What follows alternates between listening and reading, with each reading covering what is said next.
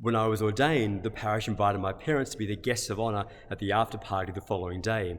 And very thoughtfully, they asked a couple of people to be escorts for my parents so they wouldn't get lost in the crowd. So a lovely lady called Anne looked after my mum that day. My mum, being a woman of old school manners, then wrote to Anne the next day and say, "Thank you."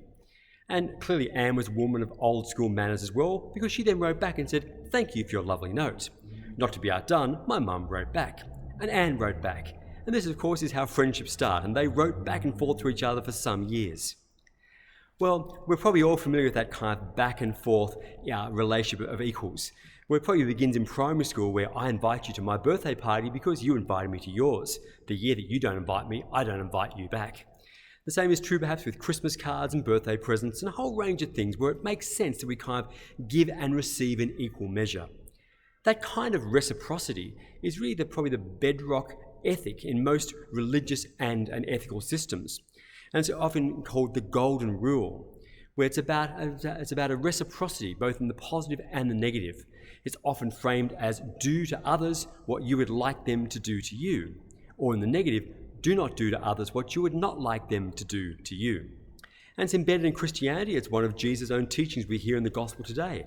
Do unto others as you would have them do unto you. But that's really the minimum. It's not the high point of ethics. It's really the starting point, because Jesus expects more of you and me, a lot more of you and me.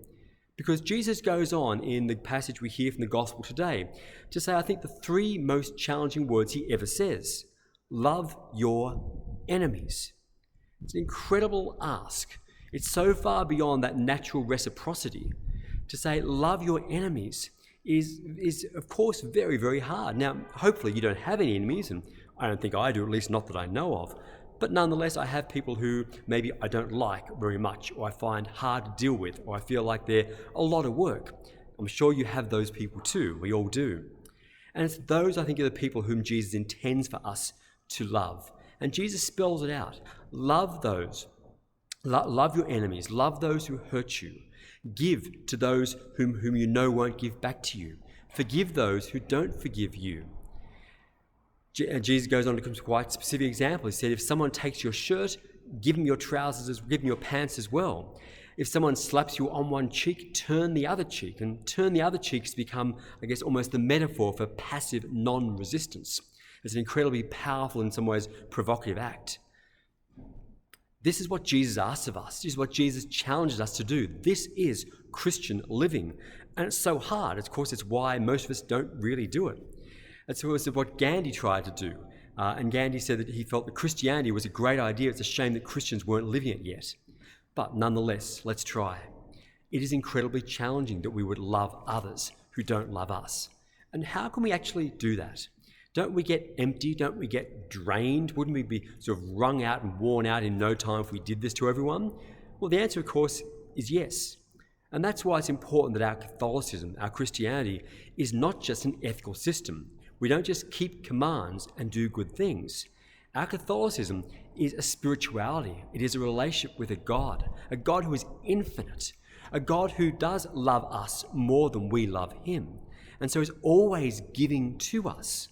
It means that we can be replenished and refilled and refueled by a God who is always pouring grace, pouring his very self into our lives. It's the nature of God being merciful, that God gives more than God receives.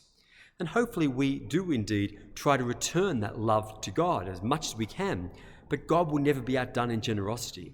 God will always be giving more than we can ever give back to him. So how do we actually do that? How do we in reality give to others more than we receive? How do we be refueled by God? Well, one thing I found often when I have a relationship that I find challenging, I sort of think about and think, this person become hard work, or it's just not worth it. Do I give up? Do I kind of let go of that relationship? And every time I've prayed about that kind of thing, time and time again, God has told me, give more, expect less. It's not what I wanted to hear, but it's what I very clearly sense God saying to me, give more, expect less. And to do that, I have to actually ask God for his grace, ask God for his presence and his energy and his love. And the way I try and do that is I try to pray very specifically every day. I look at my calendar, I look at my appointment diary, the things I know I'm going to do in that day. And I notice if there are things I think might be kind of difficult. If there's a funeral, for example, or a difficult hospital call, or a difficult meeting, or something I think might be challenging, I pray and say, God, please be with me. Please give me your love. Give me your wisdom. Give me your gentleness and kindness to that person. Fill me, Lord, so that I have something to give to others. It's amazing how often I start the day thinking, God, how will I get through this? This is too much for me today, Lord. But when I pray, I get to the end of the day and think, wow, God, you did it again. You gave me everything I needed so I could try to be the best person I could be today. And I'm sure you've done that too. But I invite you to hear Jesus' words afresh.